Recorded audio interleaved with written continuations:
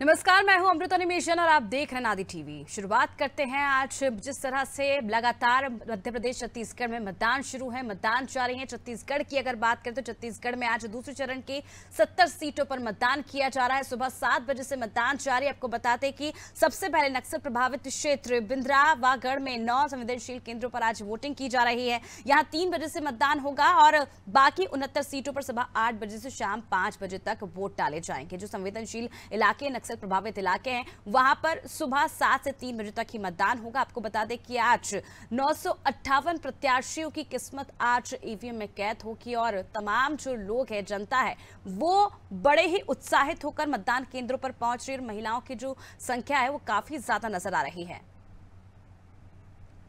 तो देखिए, लगातार आपको हम बता रहे हैं किस तरह से आज जो मतदान का दिन है, लोकतंत्र के महापर्व के दिन, आज जनता बड़े उत्सुकता के साथ अपने जनप्रतिनिधि का चुनाव करने के लिए मतदान केंद्रों पर पहुंच रही है, पोलिंग बूथों पर पहुंच रही है और सुबह 7 बजे से मतदान जारी हो चुका है। और अब देखने वाली बात होगी कि इस बार जो मुकाबला है वो बीजेपी कांग्रेस के साथ साथ आम आदमी पार्टी ने जिस तरह से अपनी 10 गारंटियां दी थी, उसके बाद ये देखना दिलचस्प होगा कि किस तरह का इस बार जो आने वाले दिनों में जो समीकरण है वो बनते नजर आएंगे और तस्वीरें जो है वो 3 दिसंबर को साफ हो जाएंगे। चलिए आज बात करेंगे।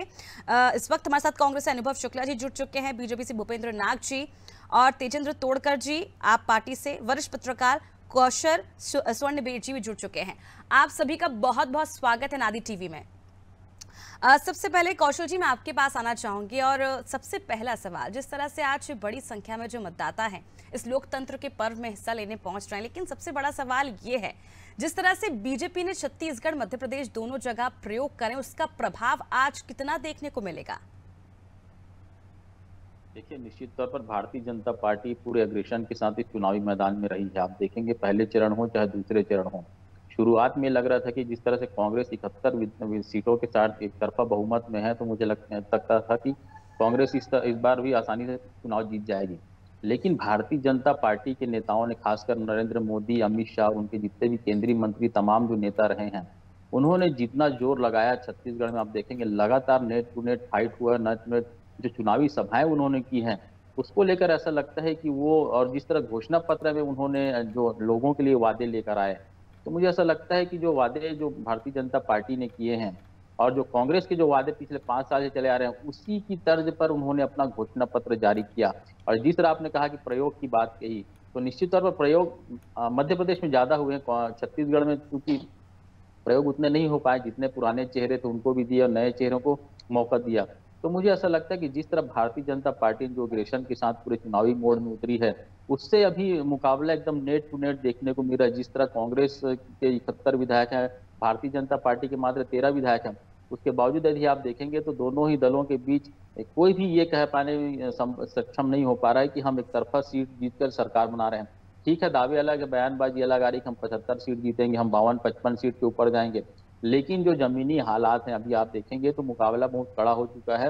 और आज जब धीरे धीरे जब वोटिंग का परसेंटेज बढ़ता जाएगा, जो रुझान है जब दिखने लगेंगे, क्योंकि अभी 1 घंटा बीता है, 9 विधानसभा सीटें हैं, वहां पर लगभग 2 घंटे का मतदान हो चुका है, और जो जहां से 8 बजे चालू वहां पे 1 घंटे का वोटिंग हो चुका है। लेकिन में जाता है, गुरुदेव नहीं जाता, तो पंचायत क्यों हो, पंचायत जिस तरह की जो चीजें आ रही है, तो मुझे लगता है कि जब वोटिंग का जो परसेंटेज जब बढ़ना चालू होगा, उसके बाद स्थिति साफ होगी कि जो रुझान है वो किस पार्टी की और जनता का ज्यादा दिखा। क्योंकि दोनों ही दल लोग वहां वादे किए हैं, दोनों ही दलों ने किसानों की बात की है, दोनों ही दलों ने महिलाओं की बात की है, दोनों ही दलों ने युवाओं की बात की है। ये ऐसा लगता है बिल्कुल कौशल जी, हमने देखा किस तरह से दोनों ही दलों ने लगभग एक ही बात की है। अब देखने वाली बात होगी कि आखिर जनता किस पर भरोसा करती है। अनुभव जी, आपके पास आना चाहूंगी। जिस तरह से लगातार आपकी पार्टी ये टैगलाइन देती आई है छत्तीसगढ़ में, भूपेश है तो भरोसा है, लेकिन आज आपको जनता पर कितना भरोसा है? सर्वप्रथम तो आपको और आपके सभी दर्शकों को नमस्कार, और मैं आपके चैनल के माध्यम से आपके दर्शकों से विनम्र निवेदन करना चाहता हूं कि इस लोकतंत्र के महापर्व में, इस महापर्व में जाके अपनी आहुति दें और सब ज्यादा से ज्यादा संख्या में अपने अपने क्षेत्र में जाके वोट डालें। अभी वोटिंग चालू है, तो मैं निवेदन करता हूं जनता से। अब आपके सवाल पे आते हैं जी। तो आप जो बात कह रही हैं कि अब हमें जनता पे कितना भरोसा है, तो देखिए जनता को हमारी सरकार पे, हमारी पार्टी पे, हमारी नीति पे और हमारी रीति पे इतना भरोसा है कि उन्होंने पिछले चुनाव में प्रचंड बहुमत से हमारी सरकार बनवाई थी, किसान की सरकार बनवाई थी, आदिवासियों की सरकार, दलितों की, पिछड़ों की, कमजोरों की, महिलाओं की, युवाओं के हित की बात करने वाली सरकार जनता ने चुनी थी। बिल्कुल वैसे ही जिस प्रकार की वोटिंग अभी आपको देखने मिल रही है, उससे जो रुझान आ रहे हैं बिल्कुल साफ सिद्ध हो रहा है कि कांग्रेस इस बार फिर प्रचंड बहुमत से सरकार बनाने जा रही है और जनता का भरोसा बरकरार है और फिर से कांग्रेस सरकार। भारतीय जनता पार्टी के घोषणा पत्र की कौशल जी बात कर रहे थे और भारतीय जनता पार्टी की बात कर रहे थे, तो देखिए वो तो वैसे भी कपट पत्र है। उन्होंने 3 बार से जो उन्होंने घोषणा पत्र लाए उस पर कोई उन्होंने कार्य नहीं किया। और अभी मैं ये राजनीतिक चर्चा में बहुत लंबी नहीं करना चाहता, लेकिन बहुत संक्षिप्त में कहूं तो इन्होंने 3 बार के अपने घोषणा पत्र में जो प्रमुख वादे किए थे उनको पूरा नहीं किया।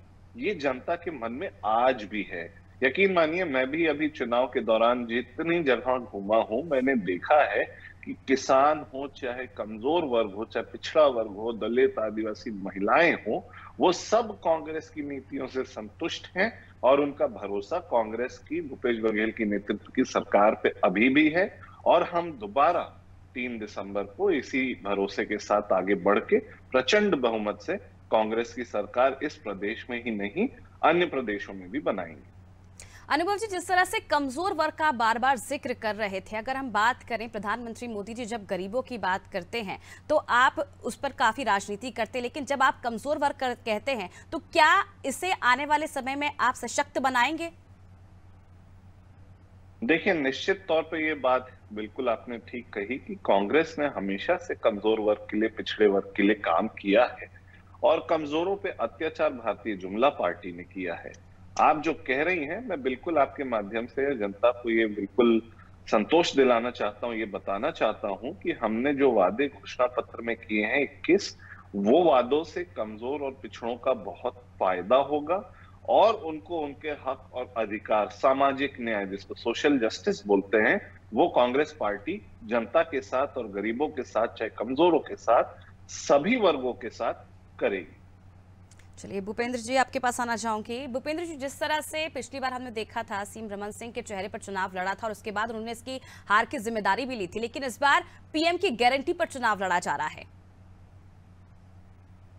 देखिए, नरेंद्र मोदी जी पर जो कहना चाहिए जनता का जो विश्वास है वो अटल है। वे जब से कहना चाहिए केंद्र में भारतीय जनता पार्टी की सरकार है, जब से मोदी जी का कार्यकाल लोगों ने देखा हुआ है, उनके कार्य प्रणाली से जो जनता है वो प्रभावित है और उन पर विश्वास करती है। और हमारा जो कहना चाहिए संकल्प पत्र जो रहा है उस पर भी जनता ने बहुत बारीकी से उसको देखते हुए उस पर विश्वास जताया है और उस आधार पे ही कहना चाहिए जो प्रथम चरण के जो कहना चाहिए वोटिंग हुए उसमें मतदान हुआ। और इस आज के मतदान में भी उतनी ही उस संकल्प पत्र को लेकर विश्वास जो है जनता का वो दिखाई दे रहा है। और आप देखते जाइएगा, जैसे जैसे वोटिंग प्रतिशत बढ़ता जाएगा वैसे वैसे कांग्रेसियों की धड़कनें भी निश्चित है बढ़ती जाएंगी, क्योंकि इन 5 सालों में उन्होंने देखा है कि क्या काम हुआ है। कांग्रेस के साथी शुक्ला जी बोल रहे थे कि काम हुआ है 5 सालों में, तो जनता को विश्वास है। काम हुआ है, मैं मानता हूँ, विश्वास है जनता को, ये भी मानता हूँ, लेकिन काम क्या हुआ है तो केवल और केवल ठगने का काम हुआ है। इस बात को जनता जो है ये मान चुकी है और उस आधार पर ही मतदान जो है वो होने वाला। लेकिन भूपेंद्र जी, मैं आपको रोकना चाहूंगी। जिस तरह से आप कह रहे हैं कि पहले आपकी पार्टी ये कह रही थी कि इस बार पूर्ण बहुमत के साथ भाजपा जो छत्तीसगढ़ में सरकार बनाएगी, अगर एक तरफ देखें तो सीएम भूपेश बघेल जो है वो इस बार 75 पार का दावा कर रहे हैं, और दूसरी तरफ अगर देखें तो पूर्व सीएम रमन सिंह जो है 52 सीटों पर आने की बात कर रहे हैं। वो कह रहे हैं कि 52 सीटें इस बार मिलेंगी छत्तीसगढ़ में भाजपा को। देखिए, जिस प्रकार का चुनाव अभी चला है और जैसे परिणाम अभी आ रहे हैं, ठीक है, वो व्यक्तिगत उनका एक आंकलन है और निश्चित हम एक कंफर्टेबल विनिंग की ओर जो है वो बढ़ रहे हैं। हमने जैसा प्रथम चरण का जो मतदान हुआ उसमें जो हम परिणाम का अनुमान लगा रहे हैं, जैसा कहना चाहिए जनता में एक हर्ष भाजपा के वापसी को लेकर और वर्तमान सरकार को बदलने को लेकर जो जोश हमने देखा है जनता में, उस आधार पर एक कंफर्टेबल विनिंग की ओर जो है भारतीय जनता पार्टी जा रही है, ये तय। क्या लगता है आपको, क्या बीजेपी के लिए जीत के लिए 52 सीटें काफी होंगी?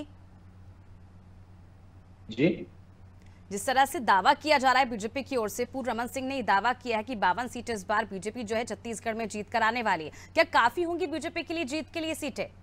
देखिए कई अप्रत्याशित परिणाम भी आने वाले हैं, हम उससे और आगे जाकर सीट लाने वाले हैं, ऐसा मेरा विश्वास है।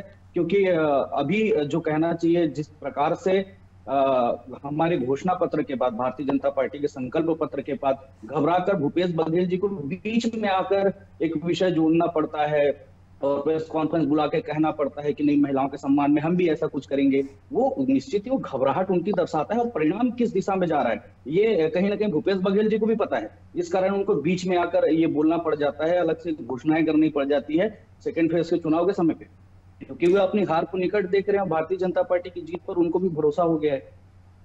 तेजेंद्र जी, अब आपका रिएक्शन लेना चाहूंगी। जिस तरह से धुआंधार प्रचार जो है आम आदमी पार्टी की ओर से छत्तीसगढ़ में देखा गया था और 10 गारंटी जो छत्तीसगढ़ में आम आदमी पार्टी ने दी है, ऐसे में कितनी उम्मीद कर रहे हैं? नहीं, देखिए, आम आदमी पार्टी लगातार फील्ड में रही है और छत्तीसगढ़ के स्थानीय मुद्दों के लिए आम आदमी पार्टी ने लगातार लड़ाई लड़ी है। तो छत्तीसगढ़ की जनता इस बार आम आदमी पार्टी को मौका जरूर देगी। और जिस प्रकार से हमारी गारंटियां हैं, गारंटी मतलब ऐसा है कि आम आदमी पार्टी ने जो दिल्ली और पंजाब में जो काम किया है, उसके बिहाफ में छत्तीसगढ़ पे लोगों को हमने विश्वास बनाया है कि आम आदमी पार्टी जो कहती है वो करती है। और रही बात, जब आम आदमी पार्टी की गारंटी की बात करूं तो आम आदमी पार्टी ने दिल्ली जैसे राज्यों में, दिल्ली पंजाब जैसे राज्यों में हमने बहुत ज्यादा कर्ज लिया नहीं और हमने भ्रष्टाचार खत्म करके भ्रष्टाचार से जो पैसा बचा उसमें हमने जनता के लिए सरकारी स्कूलें अच्छी करी, हमने स्वास्थ्य सुविधाएं अच्छी करी, हमने बिजली मुफ्त करी और हमने बहुत सारी सुविधाएं हैं जो हमने भ्रष्टाचार खत्म करके जो पैसे बचाए हैं सरकार के, उसमें से हमने जनता को लाभ दिया है। लेकिन अभी जो सरकारें जो चल रही है, इसमें बहुत सारी चीजें, लोग कर्जे लिए जा रहे हैं, उसके बाद एक प्रकार से जनता का जेब से पैसा निकाल के ही जनता के जेब में वापस डाल रहे हैं। लेकिन आम आदमी पार्टी पैसा बचा के, सरकार से पैसा बचा के अन्य राज्यों में सरकार चला रही है। तो हम ये चीजें छत्तीसगढ़ की जनता को समझाने में कामयाब हुए हैं। तो उम्मीद है आम आदमी पार्टी अच्छा प्रदर्शन करेगी और छत्तीसगढ़ की जनता हमें इस बार मौका देगी, क्योंकि लगातार 23 साल हो गए। 23 साल में भाजपा को भी मौका मिला, कांग्रेस को भी मौका मिला, लेकिन आज भी छत्तीसगढ़ की जनता की जो स्थिति है, जो इनकी गरीबी है, वो दूर नहीं हो पाई है। तो लोगों के मन में इस बार बदलाव का लोग चाहते हैं कि बदलाव हो और उस बदलाव के रूप में आज आम आदमी पार्टी को एक विकल्प के रूप में छत्तीसगढ़ की जनता देख रही है।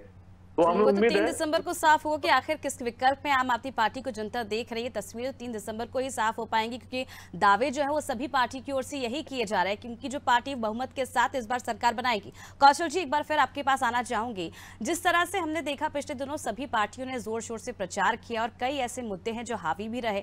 अगर हम बात करें बीजेपी की, तो बीजेपी जिस तरह से शराबबंदी का मुद्दा 5 साल तक उठाती रही, कांग्रेस को घेरती रही और एन वक्त पे कई जगह जाकर जनता के बीच ये भी वादा किया कि शराबबंदी बीजेपी करेगी अगर सत्ता में वापसी करती। लेकिन घोषणा पत्र में जैसे जैसे चुनाव नजदीक आता गया, ये मुद्दा बीजेपी की ओर से खत्म होता गया।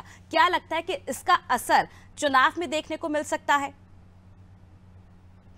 देखिए, निश्चित तौर पर दोनों ही राजनीतिक दलों की ओर से जो बयानबाजी हुई कि शराबबंदी को लेकर कांग्रेस लगातार कहती रही कि हम शराबबंदी करेंगे, लेकिन उसके लिए कमेटियां बनाई गई। भारतीय जनता पार्टी ने भी कहा था कि हम शराबबंदी की बात नहीं करेंगे, लेकिन लोगों से बात करके घोषणा पत्र में लाएंगे। लेकिन जब आप देखेंगे, जब दोनों ही राजनीतिक दलों के जब घोषणा पत्र लॉन्च हुए, तो उसमें शराबबंदी को लेकर कोई ही बात नहीं की गई। निश्चित तौर पर जो शराबबंदी को लेकर जो महिलाओं के बीच नाराजगी दिखी थी, वो भारतीय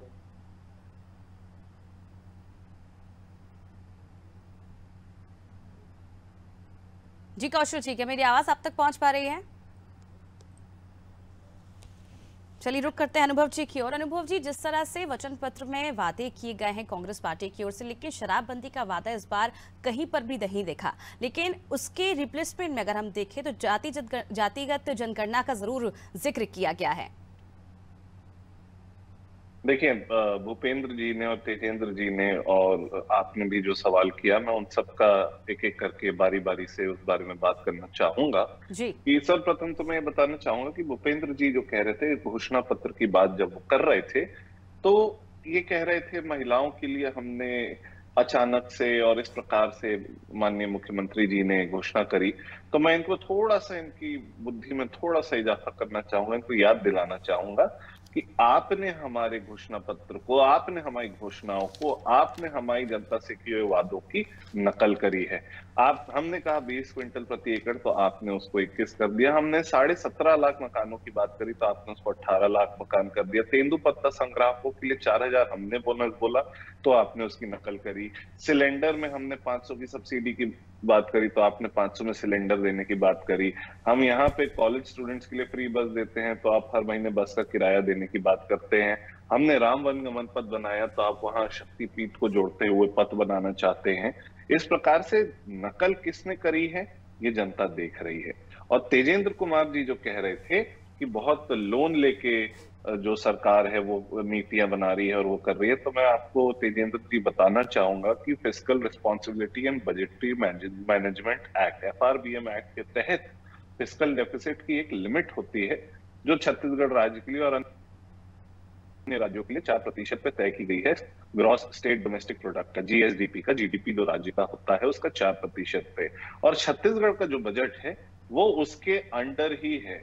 जो भी राज्य सरकार पैसे खर्च कर रही है, वो केंद्र सरकार के नियम, चाहे FRBM एक्ट के हों, चाहे RBI की गाइडलाइंस हो, उन सब नियमों का पालन करते हुए हमारी सरकार चाहे लोन लेना हो और उसका उपयोग जनता के भले के लिए करना हो, फुल फिस्कल रिस्पॉन्सिबिलिटी और फिस्कल प्रूडेंस जिसको कहा जाता है, टेक्निकल शब्द अगर मैं इस्तेमाल करूं, तो हमारी सरकार पूरा पूरा फिस्कल प्रूडेंस का ख्याल रख रही है।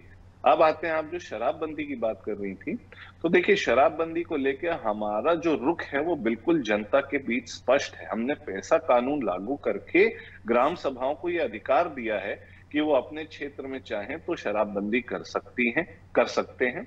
उसके अलावा हमारी सरकार बनने के बाद एक भी नई शराब दुकान नहीं खुली है, उल्टा 100 से अधिक शराब दुकान बंद हुई है। तीसरा, कोरोना काल में अगर आप पीछे जाएं समय में, तो कोरोना काल के दौरान आपकी न्यूज चैनल में भी और अन्य न्यूज चैनल में भी और सभी ने देखा कि किस प्रकार से लोग सैनिटाइजर हो गया या स्पिरिट हो गया या इस प्रकार के पदार्थों का सेवन करके उन्होंने अपने स्वास्थ्य के साथ खिलवाड़ किया और कई लोगों की जानें भी चली गई। तो उन हादसों से संवेदना देखते हुए, समझते हुए हमारी सरकार ने ये समझा कि इसको राजनीतिक पटल के बजाय अगर सामाजिक पटल पे अगर ये बदलाव लाया जाएगा तो बेहतर तरीके से ये इसको लागू किया जा सकता है। जिसके लिए कौशल जी ने कहा कि कमेटी भी बनाई हमने, जिसमें हमने निवेदन भी भेजा भारतीय जनता पार्टी के विधायकों को कि वो भी आए और उस कमेटी में जुड़ के उसमें अपने सुझाव रखें, लेकिन उन्होंने ऐसा नहीं किया क्योंकि वो सिर्फ बोलने की राजनीति में विश्वास रखते हैं, करने की राजनीति में विश्वास उनका है नहीं। अगर जनता कहे तो उनको सच में प्यारा होता तो वो जनता के हित की बात ही नहीं करते, काम भी करते, जो वो नहीं करते हैं। शराबबंदी के लिए हमने गुजरात और बिहार जैसे राज्यों में टीम भी भेजी जो जाके वहां स्टडी करे, समझे कि क्या स्थिति है, लेकिन उसके बाद हमने ये समझा कि इसको अगर स्टेप, लेकिन अनुभव जी, क्या आपको नहीं लगता कि सर्वे करने में काफी लंबा वक्त लग गया और जिस तरह से नकल का आपने जिक्र किया, तो बीजेपी मेहतारी वंदन योजना के तहत महिलाओं के लिए बड़ी घोषणा की और उसके बाद कहीं जाकर कांग्रेस ने घोषणा करी महिलाओं के लिए।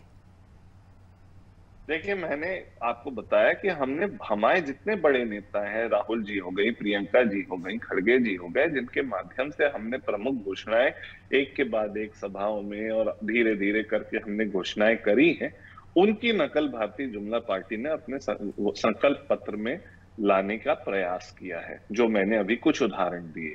जैसा मैंने अभी आपको कहा कि एक के बाद एक हम लोग वादे एक के बाद एक बता रहे हैं, उसी प्रकार से दिवाली का शुभ जो लक्ष्मी की पूजा का पर्व होता है, उसमें माननीय मुख्यमंत्री जी ने गृह लक्ष्मी योजना का ऐलान किया। तो जैसे का हमारा तरीका और तौर रहा है कि हम लोग धीरे धीरे ग्रेजुअली अपने जो घोषणाएं हैं वो कर रहे हैं एक एक करके, उसी को निभाते हुए हमने ये किया है। तो ऐसा कहना कि हमने नकल करी, ये तो मैं कहता हूं कि बहुत ही बेबुनियादी बात है। नकल तो भारतीय जुमला पार्टी ने करी है। नकल के लिए भी अकल चाहिए होती है, जो उनमें है नहीं, इसलिए उन्होंने बिल्कुल कॉपी पेस्ट करने का प्रयास किया। लेकिन जनता ये जानती है कि जनता ये जानती है कि किसने वादे करे हैं और किसने वादे पूरे करे हैं, और जनता ये विश्वास पंजे का बटन दबा के इस दौरान, जिस दौरान आप और हम बात कर रहे हैं, अभी ईवीएम पे जनता का विश्वास कांग्रेस के साथ जा रहा है। भूपेंद्र जी, काफी देर से आप कुछ कहना चाहते हैं, आपका रिएक्शन लेना चाहूंगी। जी जी जी कैसे एक मंच पर लगातार सतत झूठ बोला जा सकता है, वो कांग्रेस के कार्यकर्ताओं से ये सीखने वाला विषय रहता है। आप जिस नहीं, वो तो नरेंद्र मोदी से सीखना है भूपेंद्र जी, आप गलत कह रहे हैं। झूठ बोलना तो नरेंद्र मोदी से सीखें तो ज्यादा अच्छे से बोल पाएंगे। कांग्रेस की 5 साल ठगे सरकार चली है, और उन्होंने जैसे शराबबंदी के विषय पे ये जो बात कर रहे थे, मैं आपको बता दूं 700 750 के आसपास जो दुकानें हुआ करती थी, बढ़कर 1400 हो गई कांग्रेस सरकार में। और यदि उनको बंद करना होता तो दिखावा करने के लिए मात्र सही कुछ उसमें कमी लाते, और नई दुकानें न खुलने की बात कहकर आप गलत कर रहे हैं। उसके बाद में आप जो कर्ज का विषय बोल रहे थे, 82,000 करोड़ छत्तीसगढ़ जो इन 5 सालों में जो वृद्धि हुई है उसमें कर्ज लेकर, वो तो लगभग 66% जो है इन 5 वर्षों में ही कर्ज जो लिया गया है अब तक छत्तीसगढ़ बनने के बाद से 66%। और लगातार आप जो एक बात बोल रहे हैं, उसमें घोषणा पत्र तो भारतीय जनता पार्टी का पहले आया, संकल्प पत्र तो भारतीय जनता पार्टी का पहले आया, तो नकल तो निश्चित आपने की है। जिस प्रकार से रिस्पांस जनता का मिल रहा था, जिस प्रकार से माताओं बहनों का जो हमको रिस्पांस मिल रहा था भारतीय जनता पार्टी को, उसको देखकर बाद में जो है आपने उसको घोषणा में शामिल किया है।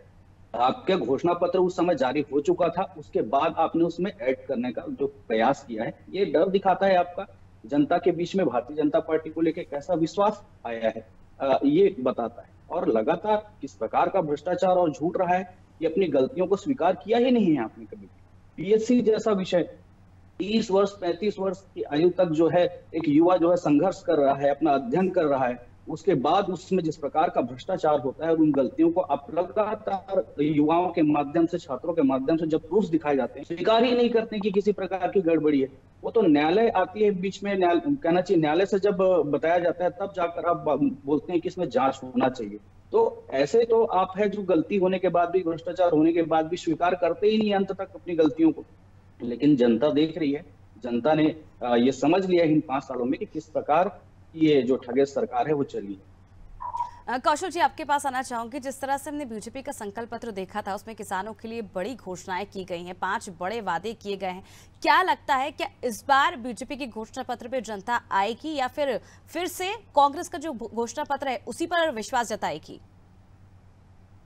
देखिए, निश्चित तौर पर कांग्रेस के घोषणा पत्र और बीजेपी के घोषणा पत्र में लगभग एक सी बातें हैं। लेकिन आप देखिए कि कांग्रेस के जो घोषणा पत्र के जो वादे हैं वो लगातार सभाओं के माध्यम से शुरू से आते रहे हैं पब्लिक के बीच। भले घोषणा पत्र कांग्रेस ने बाद में जारी किया, 20 बिंदुओं के घोषणा पत्र में आप देखेंगे कि 17 बिंदु जो है वो पहले ही जो आम सभा है उसमें राहुल गांधी हो, प्रियंका गांधी हो, भूपेश बघेल हो, वो कर चुके थे। तो लोगों के बीच जो घोषणा पत्र आसानी से पहुंच चुका था।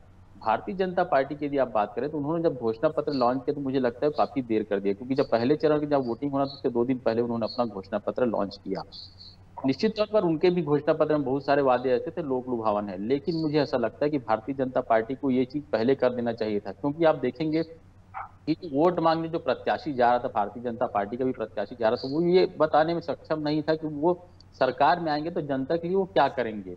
तो जो बातें आप निश्चित तौर पर 3100 में धान खरीदने की बात करें, आपने 21 क्विंटल धान खरीदने की बात की, 12,000 महिलाओं को देने की बात की, यदि वो पहले बता देते। क्योंकि आप देखते हैं कि जब जनता के बीच आप जाते हैं तो जनता जानना चाहती है कि जो भी विधायक चुना जाएगा, जो भी जनप्रतिनिधि चुना जाएगा, वो हमारे लिए क्या करेगा।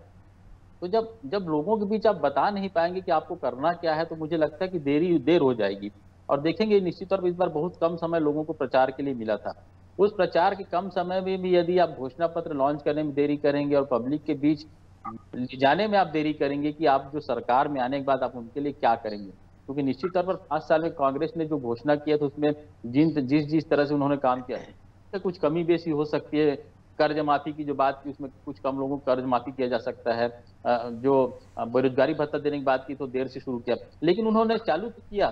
तो कांग्रेस सरकार चूंकि जो बोली थी उसमें उन्होंने कुछ काम किया है। भारतीय जनता पार्टी को ये देखना चाहिए था कि क्योंकि हम अभी विपक्ष में हैं, अभी सरकार में नहीं है, विपक्ष में है, तो पहले बढ़कर घोषणा पत्र लाना चाहिए और हमको पहले ये बताना चाहिए था कि हम जनता के लिए क्या करेंगे। मुझे ऐसा लगता है कि जो दोनों ही घोषणा पत्र है निश्चित तौर पर पब्लिक से जुड़ी तो है, लेकिन बहुत ज्यादा लोगों तक पहुंचा पाया, जो वोटर हैं, जो आम मतदाता हैं, उन तक किसका घोषणा पत्र सही समय पर पहुंच पाया, ये सबसे बड़ी बात है। यदि भारतीय जनता पार्टी पहुंचाने में कामयाब हो गई होगी, लेकिन भरोसा किस पर करेगी ये तो जनता बताएगी। क्योंकि आप देखेंगे कि जब आप कोई वादा करते हैं और आप वो काम करते हैं, तब पब्लिक आप पर भरोसा करती है। आप यदि सिर्फ बात करेंगे और काम नहीं करेंगे तो कोई भी भरोसा नहीं करेगा। तो मुझे ऐसा लगता है कि विश्वास सबसे बड़ी चीज है, और जिसने भरोसा जीता, मुझे लगता है जनता का जो वोट है वो उस पर ही पड़ेगा। कौशल जी, तो क्या समझें जो पार्टी 365 दिन चुनावी मोड में रहती है, कहीं ना कहीं वो छत्तीसगढ़ में प्रचार करने में अपनी घोषणा पत्र की कमजोर साबित हुई है? निश्चित तौर पर मैंने वही कहा कि घोषणा पत्र भारतीय जनता पार्टी क्योंकि विपक्ष में छत्तीसगढ़ में है, तो उनको मुझे ऐसा लगता है कि कांग्रेस से पहले अपना घोषणा पत्र लॉन्च करना था। लेकिन मुझे ऐसा लगता है कि भारतीय जनता पार्टी इस उम्मीद में थी कि कांग्रेस क्या घोषणा करने जा रही है, उसके बावजूद उन्होंने अपना घोषणा पत्र पहले जारी किया। लेकिन जिस तरह राहुल गांधी ने जो चुनावी सभाओं में बात कर दी कि हम केजी से पीजी तक मुफ्त शिक्षा देंगे, प्रियंका गांधी ने जो बात कर दी हम 500 रुपए सिलेंडर देंगे, तो भूपेश बघेल ने जो घोषणा कर दी कि हम कर्ज माफी करेंगे, तो ये जो घोषणाएं हैं वो घोषणा पत्र के पहले पब्लिक के बीच पहुंच चुकी थी। और निश्चित तौर पर कर्ज माफी कुछ किसानों का हुआ है पिछले बार, आप देखेंगे भले उसमें जो राष्ट्रीयकृत बैंक उनके ना किए होंगे, लेकिन जनता ये जानती है, किसान ये जानता है कि जो सरकारी बैंक है उससे लिए हुए कर्ज को ही माफ किया जाता है। तो वो कर्ज माफी की जो घोषणा है, केजी से पीजी तक जो शिक्षा की बात है, मुझे लगता है कि सबसे बड़ा मास्टर स्ट्रोक कांग्रेस का रहा है। क्योंकि कर्ज माफी से सिर्फ किसान प्रभावित होगा, लेकिन केजी से पीजी तक की जो शिक्षा है उसे हर वर्ग प्रभावित होगा जिसके घर में बच्चे हैं। तो ये एक बहुत बड़ा मास्टर स्ट्रोक था।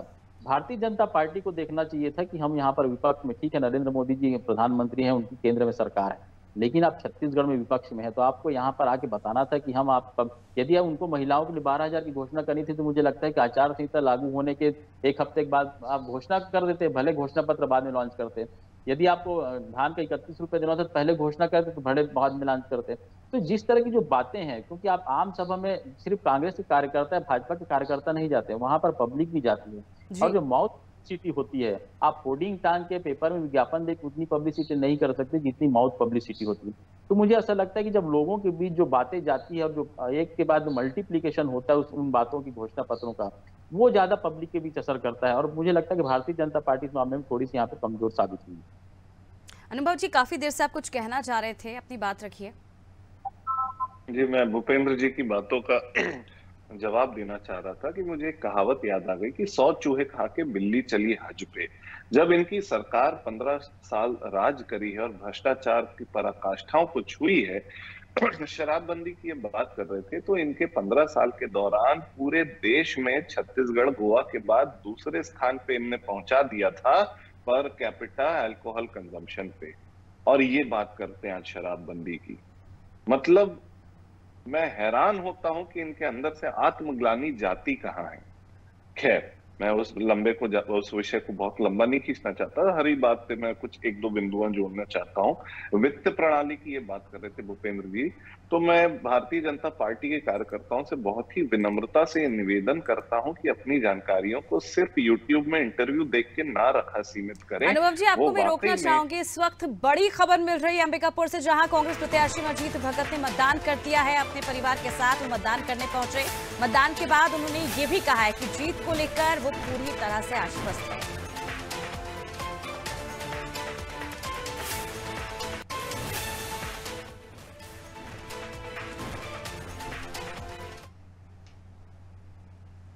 तो देखिए तस्वीर आपको दिखा रहे हैं अंबिकापुर की, जहां कांग्रेस प्रत्याशी अमरजीत भगत ने अपने परिवार के साथ अपने मत का प्रयोग किया और उसके बाद मीडिया से बातचीत के दौरान उन्होंने ये भी कहा है कि वो अपनी जीत को लेकर आश्वस्त है।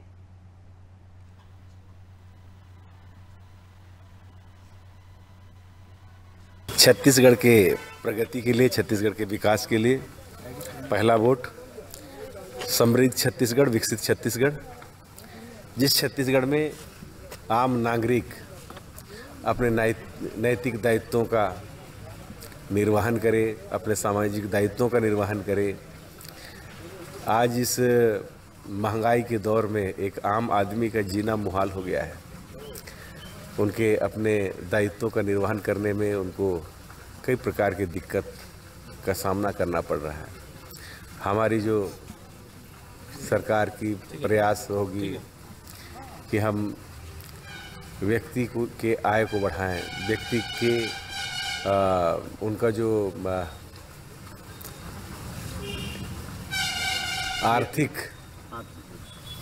आर्थिक रूप से समृद्ध करें, चाहे वो किसान के कर्ज माफी के माध्यम से हो, चाहे वो धान खरीद के माध्यम से हो, और उनके जो सामाजिक दायित्व है, बच्चों की शिक्षा क्लास पहली से पीजी तक फ्री एजुकेशन, मेडिकल और इंजीनियरिंग का भी फ्री एजुकेशन। व्यक्ति परेशान रहता है जब बीमार पड़ता है, 10 लाख तक का फ्री इलाज की व्यवस्था, इससे काफ़ी कुछ सपोर्ट मिलेगा उसको अपने परिवार के लायबिलिटीज़ को पूरा करने में। तो मैं सबको बहुत बधाई और शुभकामनाएं देता हूं कि जल्दी आपका धान बेचने का समय आएगा 3 तारीख के बाद, क्योंकि किसी भी धान खरीदी केंद्र में धान का आवक दिख नहीं रहा है। आप इंतज़ार कर रहे हैं हमारी सरकार के आने का, तो आपके आशीर्वाद से फिर हम आएंगे तो सब लोगों का जो धान खरीदी का बात हो या अन्य जवाबदारी हो, स्वयं निर्वहन में हम लोग सकारात्मक भूमिका निभाएंगे। निर्वाचन आयोग के द्वारा जो व्यवस्थाएं की गई हैं मतदान के लिए, क्योंकि आप प्रत्याशी हैं, अस्वस्थ हैं, सारी सब व्यवस्थाएं सारी तंदुरुस्त हैं? हाँ, एक जनरल जो एक सामान्य व्यवस्था है तो ठीक है, और अभी तक किसी ने कंप्लेंट किया नहीं है। कुछ ऐसी बात आएगी तो फिर उसमें बात करेंगे। अंतिम सवाल, प्रत्याशी हैं आप, जीत को लेकर कितना आश्वस्त हैं? मैं चेहरे से नहीं लग रहा है कि पूर्ण रूप से आश्वस्त है, और जनता जनार्दन है। तो देखिए, अंबिकापुर से कांग्रेस प्रत्याशी अमरजीत भगत ने अपना मत का प्रयोग किया पूर्व परिवार के साथ, और इसके साथ ही उन्होंने दावा किया है कि इस बार एक बार फिर कांग्रेस जो है वो बहुमत के साथ छत्तीसगढ़ में सरकार बनाएगी। अनुभव जी, वापस मैं आपके पास आना चाहूंगी, आप अपनी बात पूरी करिए।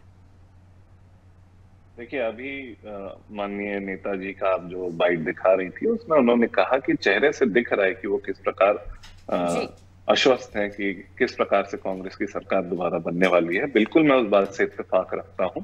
बहरहाल मैं अपनी बात पे अगर वापस आऊं तो मैं यही कह रहा था कि सारी जानकारी यूट्यूब से ना लेके थोड़ा सा पढ़ाई भी करनी चाहिए कि फिस्कल डेफिसिट के बारे में जो मैं बता रहा था, अभी आप बता रहे थे कि 66% 82,000, ये कहाँ से आप ला रहे हैं? जिसने वो वीडियो देखा है, इंटरव्यू देखा है, वो जानता है। मैं नाम नहीं लेना चाहता, लेकिन मैं आपको बस एक छोटा सा जानकारी देना चाहूंगा कि in 2022-23 Chhattisgarh estimated to observe a revenue surplus of 702 crores। Revenue surplus है हमारे पास, रेवेन्यू का डेफिसिट नहीं है हमारे राज्य में। ये हमारी नीतियों का कमाल है। बाकी जहां तक आप पीएससी की बात कर रहे थे, तो फिर मैं आपसे विनम्रता से निवेदन करता हूं भारतीय जनता पार्टी के नेताओं से और कार्यकर्ताओं से कि और कुछ नहीं तो भारत के संविधान का अनुच्छेद 315, 16, 17, 18, 19 और 23 ये आर्टिकल्स को पढ़ लें, और उसमें मैं आपकी थोड़ी सी मदद कर देता हूं। उसमें यही लिखा हुआ है साफ साफ कि पीएससी के चेयरमैन और मेंबर्स को चुनने का अधिकार तो चलिए राज्य सरकार गवर्नर के द्वारा करती है, लेकिन उनपे कोई भी अगर मिसबिहेवियर के कारण कोई भी उनपे अगर कार्रवाई करनी हो तो उसका अधिकार केंद्र सरकार के पास होता है। और वो पीएससी के चेयरमैन और मेंबर्स के साथ अगर हटाने की बात हो, उनको बदलने की बात हो, कोई भी अनुशासन की कार्रवाई करनी हो, तो उसका सारा अधिकार केंद्र सरकार के पास होता है। अगर आपको कोई शिकायत है तो आप चाहिए केंद्र सर, मुझे बात पूरी करने दीजिए। और घोषणा पत्र पे मैं आता हूं, मैं ज्यादा समय नहीं लूंगा। घोषणा पत्र पे कौशल जी ने बहुत बढ़िया बातें बोली कि लगातार हमारे नेताओं ने किस प्रकार जनता से उन बातों को जोड़ा है और इन्होंने बड़े बड़े बिलबोर्ड बनाए हैं। ये घोषणा पत्र जब लॉन्च करते हैं तो अमित शाह कहते हैं कि हमने 1 लाख लोगों से सुझाव लिए हैं। अगर आपने 1 लाख लोगों से सुझाव लिए हैं तो आपके घोषणा पत्र में बिल्कुल मैंने जैसा दोहराया, मैं दोबारा नहीं कहना चाहता, वही चीजें कैसे होती हैं जो कांग्रेस के घोषणा पत्र में होती हैं, बिल्कुल वही की वही चीजें, और अपने ही कही हुई बातों को वापस लेते हैं। इनके नेता हैं, वो कहते हैं कि हमने जब कहा कि 20 क्विंटल धान हम खरीदेंगे तो इनके नेता कहते हैं कि 17-18 क्विंटल से ज्यादा छत्तीसगढ़ की भूमि में होता नहीं है धान। अब वो खुद 21 क्विंटल का वादा किए। जब उन्होंने कहा था, उनका वीडियो भी वायरल हुआ था, वो कहते हैं कि यहाँ के कांग्रेसी जो है, यहाँ के किसान जो है वो चोर हैं। अब वो किसानों को चोर बोलते हैं जब हम कहते हैं कि 20 क्विंटल धान हम खरीदेंगे, और अब खुद 21 क्विंटल का वादा करते हैं। तो सिर ऊपर और पैर नीचे भारतीय जनता पार्टी ये बात भूल चुकी है। उनको पैर ऊपर और सिर नीचे लगता है और जनता उनको बिल्कुल वही रास्ता 3 दिसंबर को आज मतदान करके दिखाएगी। चलिए भूपेंद्र जी, जिस तरह से आपकी पार्टी ने प्रचार किया, लेकिन कहीं ना कहीं आपको ऐसा नहीं लगता कि एक विपक्ष में होने के नाते आपका जो घोषणा पत्र का प्रचार था, जिस तरह से कांग्रेस ने किया, 17 वादे उन्होंने पहले ही जन जन तक पहुंचा दिए, आपको ऐसा नहीं लगता कि आप कहीं ना कहीं इसमें कमजोर साबित हुए हैं? जी नहीं, देखिए भारतीय जनता पार्टी एक रणनीति के तहत जो है जनता के मध्य छत्तीसगढ़ में उतरी थी और इस दौरान जो है 3 तारीख को जो भारतीय जनता पार्टी का संकल्प पत्र आया, उसके पहले भारतीय जनता पार्टी के 15 वर्ष के जो कार्यकाल में जो काम हुए उसको जनता तक पहुंचाना और भाजपा केंद्र सरकार के लाभ की योजनाओं को साथ ही 7 सालों के करप्शन है कांग्रेस सरकार के, उसके बारे में जनता जागरूक करना, ये सारे विषय रहे। साथ ही उसके बाद 3 तारीख के बाद से एक अच्छे तरीके से पूरे बूथ स्तर तक जो है संकल्प पत्र कैसे पहुंच सकता है उसका कार्य विभाजन हुआ और जनता तक ये विषय जो है केवल 1 दिनों के अंदर ही कैसे डिस्ट्रीब्यूट हो सकता है उसकी चिंता हुई और वो पहुंची। और इसके बाद मैं थोड़ा सा साथी कांग्रेस के कार्यकर्ता जो है मैं उनके बात पे आना चाहूंगा।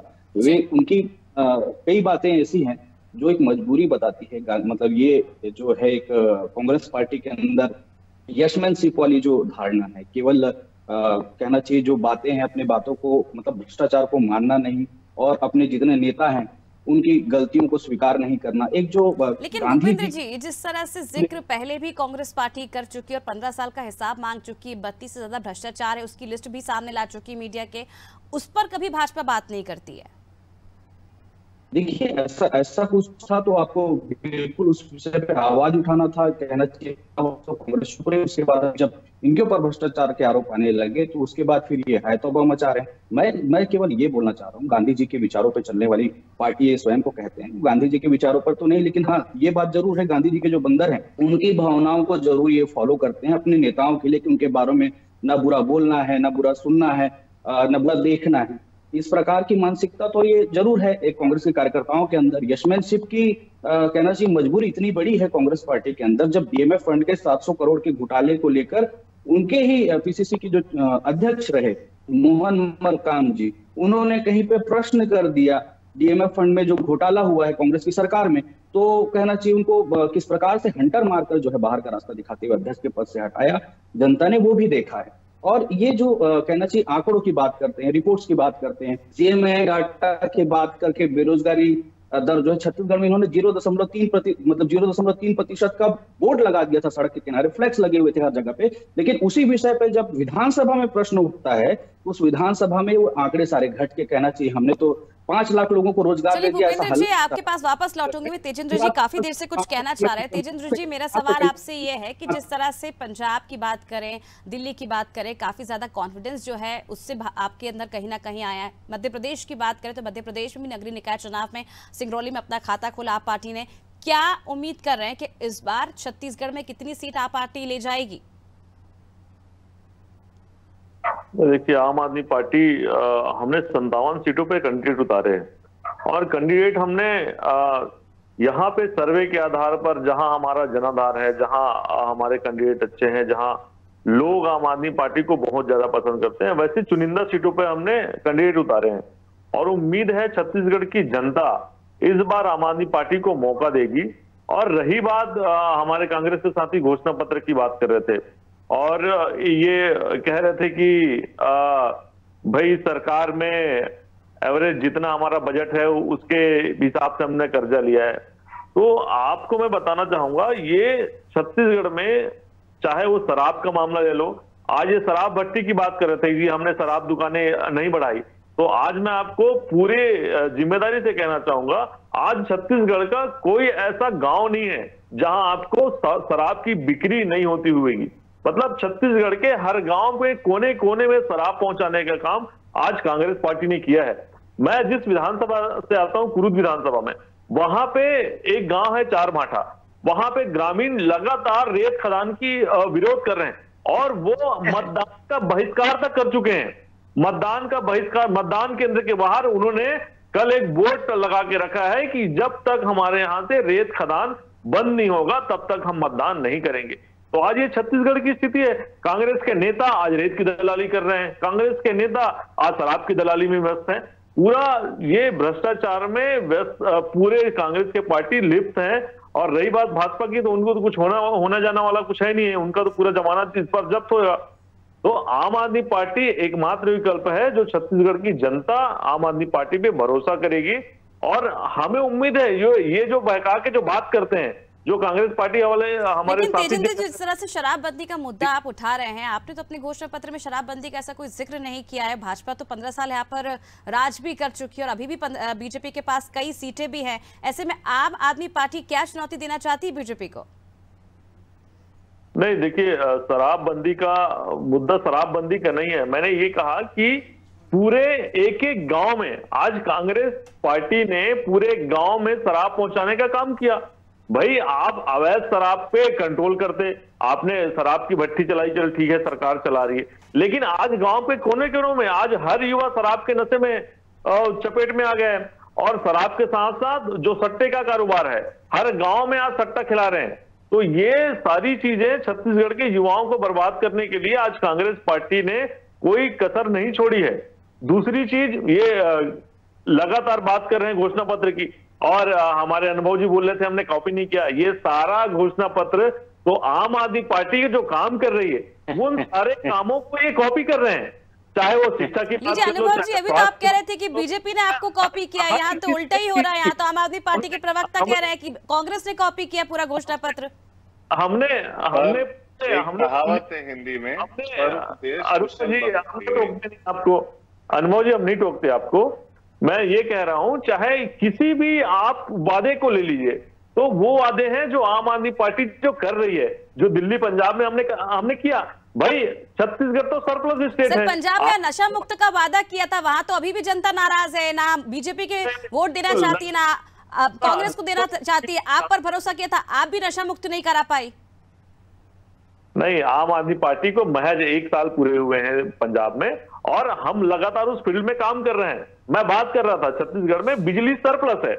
आप बताइए, कांग्रेस को 5 साल मौका मिला, अब वो इस बार चुनाव में वो 200 यूनिट बिजली मुफ्त की घोषणा करते हैं। लेकिन भाई, हम दिल्ली और पंजाब में हमारी सरकार थी, बनने के बाद हमने घोषणा नहीं किया था, लेकिन जैसी सरकार बनी दिल्ली में हमने 1 महीने के अंदर बिजली मुफ्त कर दी। तो सरकार की नियत साफ होनी चाहिए। नियत अच्छी होती तो वो 5 साल में कौशल जी, अगर देखा जाए बीजेपी, कांग्रेस या आम आदमी पार्टी की बात करें तो शराबबंदी को लेकर सभी एक दूसरे को घेरते जरूर है, लेकिन जैसे ही शराबबंदी की बात आती है तो सब दूर भाग जाते हैं। देखिए, निश्चित तौर पर शराबबंदी से सबसे ज्यादा पीड़ित प्रभावित यदि कोई है तो महिलाएं हैं, और उन्हीं महिलाओं को साधने के लिए न सिर्फ कांग्रेस ने बल्कि भारतीय जनता पार्टी ने भी एक नई स्कीम लेकर आई है कि जिसके तहत वो 12,000 से 15,000 रुपए देने की बात कही है जी। तो महिलाओं की जो नाराजगी जो शराबबंदी को लेकर थी, भारतीय जनता पार्टी ने भी शराबबंदी की बात नहीं की, कांग्रेस शराबबंदी की घोषणा करके उसने पूरा नहीं किया। तो जो महिलाओं की जो नाराजगी है उसको दूर करने के लिए मुझे ऐसा लगता है जो गैस सिलेंडर के लिए जो योजना लाई गई है और जो 12 से 15,000 रुपए जो महिलाओं को देने की जो योजना लाई है वो उसकी भरपाई का एक हिस्सा उसको माना जा सकता है। लेकिन मुझे ऐसा लगता है कि आप सिर्फ लोक लुभावन वादे करके, आप सिर्फ फ्री बीज की स्कीम ला करके आप लोगों को मुझे लगता है कि आप जागरूक जो लोग हैं उनको आप प्रभावित नहीं कर सकते। आपको उनको सक्षम बनाना होगा, उनके रोजगार की दिशा में सोचना होगा, उनको नौकरी देने के लिए बात करनी होगी। आप सिर्फ मुफ्त की, जैसे आप शुरू में अब जब कांग्रेस की जो सरकारें हैं ये इस तरह की चीजें करती थी, भारतीय जनता पार्टी उसको रेवड़ी कहती थी, लेकिन इस बार आप देखेंगे कि वही घोषणाएं भारतीय जनता पार्टी के पत्र में भी है। तो मुझे ऐसा लगता है कि इस तरह की जो चीजें, सिर्फ आपको चुनाव जीतना है, सरकार में आना है, आपको सिर्फ विधायक बनना है, इसलिए आप मुफ्त की चीजें बांटे। मुझे लगता है कौशल जी, जिस तरह से रेवड़ी बांटने का जिक्र बार बार बीजेपी करती आई है, तो क्या समझे कि बिना कामकाज के सिर्फ रेवड़ी बांटने से सरकार बन जाएगी?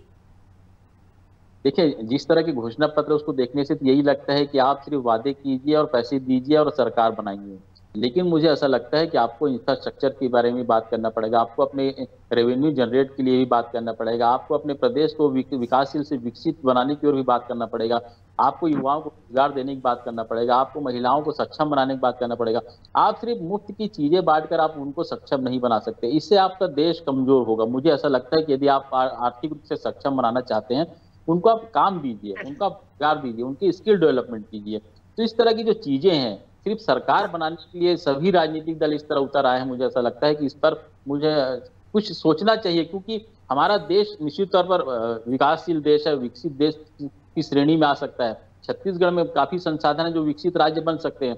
हमारे यहाँ विश्व का सबसे मजबूत हीरा है, सबसे शुद्ध हीरा है, उसको आप अभी तक उसको काम चालू नहीं कर पाए। तो मुझे ऐसा लगता है जो हमारे यहाँ संसाधन है उससे हम राज्य को किस तरह विकसित बना सकते हैं, उस दिशा में भी बात होनी चाहिए। आपको इंफ्रास्ट्रक्चर डेवलपमेंट की बात करनी है, तो इन सारी चीजों पर बात होनी चाहिए, ना सिर्फ मुफ्त की चीजें बांटने को लेकर बात। बिल्कुल, जिस तरह से हमने देखा इस बार चुनाव में जो मुद्दे थे जनता से जुड़े वो कहीं ना कहीं उस पर बात नहीं हुई है, लेकिन रेवड़ी बांटने पर काफी ज्यादा फोकस किया गया है पार्टियों की ओर से। कौशल जी, जिस तरह से आप कुछ देर पहले जिक्र कर रहे थे बीजेपी के घोषणा पत्र की, संकल्प पत्र की, कि जिस तरह से प्रचार कांग्रेस ने किया कहीं ना कहीं पीछे रही है बीजेपी। अगर हम बात करें बीजेपी की प्रवर्तन यात्रा की तो उसका कितना ज्यादा प्रभाव देखने को मिलेगा, क्योंकि अगर 2013 की हम बात करें कांग्रेस की प्रवर्तन यात्रा की तो कहीं ना कहीं उसका फायदा, उसका जो लाभ था 2018 में देखने को मिला, और बीजेपी की प्रवर्तन यात्रा, परिवर्तन यात्रा कितनी सफल साबित होगी? देखिए, निश्चित तौर पर भारतीय जनता पार्टी ने सरगुजा और बस्तर दोनों ही जगह से परिवर्तन यात्रा की शुरुआत की, लेकिन परिवर्तन यात्रा के दौरान आप देखेंगे उन्होंने सिर्फ कांग्रेस पर आरोप ही लगाया। मुझे लगता है कि सिर्फ आरोप से ही आप चुनाव नहीं जीत सकते, आपको जनता के बीच जाकर बताना होगा कि आप करना क्या चाहते हैं, क्योंकि एक पॉजिटिव वे पे आप बात करना चाहते हैं। यदि आप उनकी शिक्षा की बात करें, उनके स्वास्थ्य की बात करें, उनके रोजगार की बात करें, तो मुझे लगता है कि जनता इससे ज्यादा प्रभावित होती है। न सिर्फ आप एक दूसरे पर आरोप लगाए, कांग्रेस भाजपा पर आरोप लगा रही, भाजपा कांग्रेस पर आरोप लगा रही, आम आदमी पार्टी, दोनों ही राजनीतिक दलों पर आरोप लगा रही। अब आरोप प्रत्यारोप से पब्लिक का कोई भला होने वाला है नहीं। तो यदि क्योंकि आपने परिवर्तन यात्रा की बात, आरोप प्रत्यारोप से किसी का भला नहीं होने वाला है, जनता सिर्फ कामकाज पर विश्वास करती है। हमारे पास समय की कमी है, तेजेंद्र जी आपका आखिरी रिएक्शन लूंगी, जल्दी बात पूरी करिए। मेरा ये मानना है कि अगर आप जनता की कुछ चीजें अगर सहूलियत दे रहे हैं तो जो सबसे पहले सरकारों की प्राथमिकता है जो भ्रष्टाचार चरम पर है, चाहे मैं किसी भी क्षेत्र में बात करूं, चाहे निर्माण क्षेत्र में, चाहे शराब के मामले में ले लो, चाहे छत्तीसगढ़ के खनिज संसाधन के दोहन की बात करें, तो इतने सारे संसाधन होने के बावजूद आज छत्तीसगढ़ गरीब इसलिए है क्योंकि चारों तरफ लूट मची हुई है। आम आदमी पार्टी ये चाहती है जो भ्रष्टाचार जो हो रहा है, पार्टी तो सभी ये चाहती है कि भ्रष्टाचार ना हो, महंगाई ना बढ़े, लेकिन हर राज्य में देखिए यही हाल है। बहुत बहुत शुक्रिया आप सभी का हमसे जुड़ने के लिए इस चर्चा में। तो देखिए किस तरह से छत्तीसगढ़ में आज दूसरे चरण का मतदान हो रहा है, मतदान जारी है, 70 सीटों पर आज वोट डाले जा रहे हैं और तमाम ऐसे मुद्दे हैं जिसे ध्यान में रखकर आज जनता अपने मत का अधिकार का प्रयोग करेगी। और अगर अब देखा जाए कांग्रेस की ओर से, तो कांग्रेस ने जो अपने वचन पत्र में वादे किए थे वो देखने वाली बात है, जनता कितना भरोसा करेगी। और 17 वादे पहले ही जनता कांग्रेस पहुंचा चुकी थी और कहीं ना कहीं उसका असर आज 70 सीटों पर देखने को मिलेगा। बीजेपी की अगर बात की जाए तो बीजेपी का अगर देखा जाए तो जो संकल्प पत्र में वादे किए वो कहीं ना कहीं कमजोर रही प्रचार करने के दौरान, जनता तक पहुंचाने के दौरान। लेकिन अब देखना होगा कि इन सभी पार्टी, क्योंकि इस बार त्रिकोणीय मुकाबला देखने को मिल रहा है, क्योंकि 90 में 57 सीटों पर आप पार्टी ने अपने प्रत्याशी उतारे, 10 गारंटी छत्तीसगढ़ को दी है और इन गारंटियों पर छत्तीसगढ़ की जनता कितना विश्वास करती है, कांग्रेस के वचन पत्र पर जनता कितना विश्वास करेगी। क्योंकि शराबबंदी के मुद्दे को लेकर जिस तरह से 2018 में सरकार बनाई थी कांग्रेस ने, कहीं ना कहीं उस मुद्दे से पीछे हटती नजर आई। अब जातिगत जनगणना जो उसका रिप्लेसमेंट कहीं ना कहीं देखा जा रहा है, इस पर जनता कितना विश्वास करेगी। बीजेपी परिवर्तन यात्रा निकालने के बाद भी कहीं ना कहीं सफल साबित होती नहीं नजर आ रही, लेकिन जिस तरह से उसने अपने संकल्प पत्र में जो बड़े 5 वादे किए किसानों के लिए, महिलाओं के लिए, रोजगार देने के लिए, इसका कितना असर होगा ये आने वाले वक्त में पता चलेगा और 3 दिसंबर को तस्वीरें साफ हो जाएगी। मुझे दीजिए इजाजत और आप देखते रहिए आदि टीवी। नमस्कार।